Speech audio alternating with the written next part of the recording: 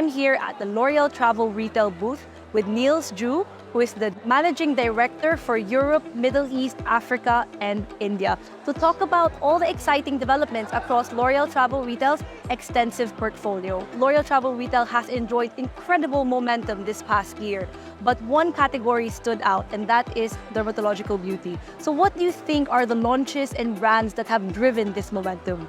Well, I think first of all, what is very interesting with this category is that post-COVID, we saw a surge in everything that had to do with health. So the appetite for products focused on your health is just increasing, and really was increasing in big time. In terms of brands, La Roche-Posay and Vichy, which are classical brands within the category, are doing extremely well. And then with the addition of the newly acquired brand of CeraVe, we really saw a big surge. So now, even for travel retail, this is a very, very important category with a lot of potential.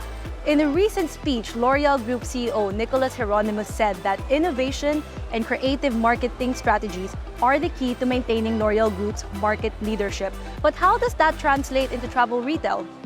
Well, it's true for travel retail, both in terms of products and brands, naturally, so new brands, new products and development that. But I would say that even more interesting for travel retail is that we are also here to create memorable experiences for travelers, because the traditional focus on duty-free doesn't really exist in many cases anymore, so the price focus needs to change, and we need to create a focus on memorable experiences for people that goes through an airport. Otherwise, we will lose them and we will become a museum. So working on that whole is a marketing creativity that will be asked for us for the future. And speaking of memorable experiences, if you are here one walkthrough along the L'Oreal Travel Retail booth, you will see those experiences. Looking ahead, how do you see L'Oreal Travel Retail evolving over the next few years, particularly in terms of market expansion, innovation, and customer engagement?